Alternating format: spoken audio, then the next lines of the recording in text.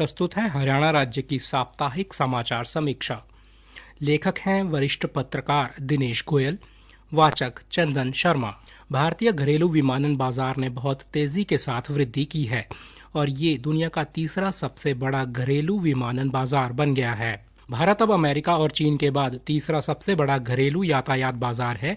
यात्रियों की संख्या में लगातार वृद्धि हो रही है और साथ ही भारतीय एयरलाइंस नए क्षेत्रों में विस्तार की योजना बना रही है। हाल ही में टाटा समूह की कंपनी एयर इंडिया ने एयरबस और बोइंग कंपनियों को कुल 840 विमान खरीदने का ऑर्डर दिया है। प्रधानमंत्री नरेंद्र मोदी जी का सपना है कि देश में हवाई चप्पल पहनने वाले भी हवाई जहाज में यात्रा कर सकें। इसके लिए देश में न सिर्फ बड़ी संख्या में नए हवाई अड्डों का निर्माण किया जा रहा है, बल्कि बहुत जल्दी भारत में ही बने हुए हवाई जहाज भी यात्रा के लिए उपलब्ध होंगे।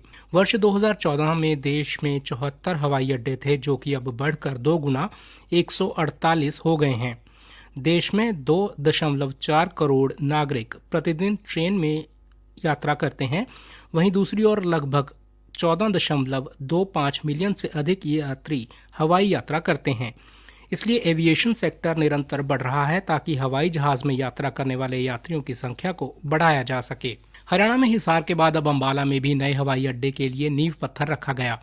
मुख्यमंत्री मनोहर लाल ने कहा कि अंबाला में हवाई अड्डा बनने से इस क्षेत्र में निवेश और उद्योग बढ़ेगा, जिससे रोजगार के अधिक अवसर पैदा होंगे। अंबाला में 20 एकड़ जमीन पर टर्मिनल बनाया जाएगा, जिस पर लगभग 20.5 करोड़ रुपए की लागत आएगी। यह टर्मिनल बनने के बाद हवाई गतिविधियां शुरू होने में बहुत ज्यादा समय नहीं लगेगा, क्योंकि रनवे और बाकी व्यवस्थाएं पहले ही बनी हुई हैं। अभी तक अंबाला में स्थित एयरफोर्स की हवाई पट्टी पर सिविल उड़ानों की अनुमति नहीं थी, परंतु अब टर्मिनल बनने के बाद इस हवाई पट्टी पर एयरफोर्स के जहाजों के साथ साथ आम लोगों को लेकर सिविल के जहाज भी उड़ान भर सकेंगे, जिसके बाद अंबाला हवाई अड्डे से हवाई जहाज देहरादून, लखनऊ, अमृतसर, जयपुर, शिमला जैसे रूट पर उड़ान भर सकेंगे, जिसका सीधा सीधा लाभ अंबाला और इसके आसपास के जिलों के लोगों को होगा। अंबाला के इस घरेलू एयरपोर्ट के लिए लगभग 133 करोड़ रुपए की लागत से डिफेंस से जमीन खरीदी गई है।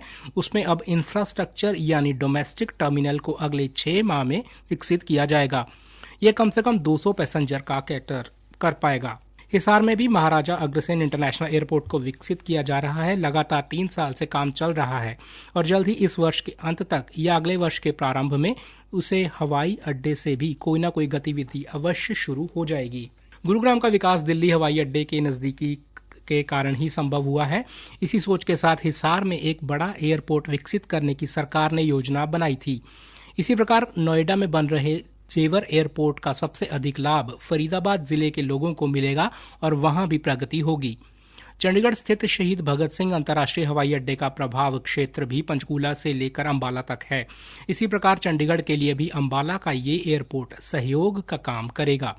इसी प्रकार करनाल, भिवानी, नारनौल, सिरसा जैसे छोटे हवाई अड्डे हरियाणा में मौजूद हैं, जिनका नागरिकों को लाभ मिल रहा है। वर्ष 2019 में हरियाणा सरकार में सिविल एविएशन का बजट 38 करोड़ रुपए था, जो कि अब बढ़कर 957 करोड़ रुपए पर पहुंच गया है। ऐसा इसलिए किया गया है ताकि एविएशन के जरिए बेरोजगारी की समस्या को कम किया जाए और प्रदेश को अधिक समृद्ध बनाया जा सके। करनाल, भिवानी, नारनौल और पिंजौर हवाई पट्टियों पर विमानशाला का निर्माण किया जा रहा है। इन 4 हवाई पट्टियों में से किसी से भी व्यावसायिक उड़ान का परिचालन नहीं किया जाता।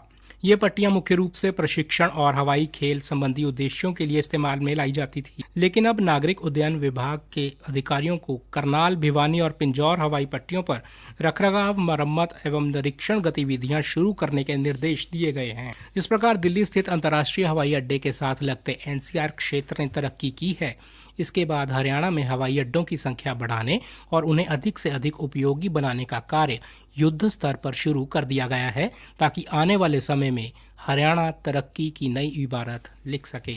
समाचार समीक्षा समाप्त हुई।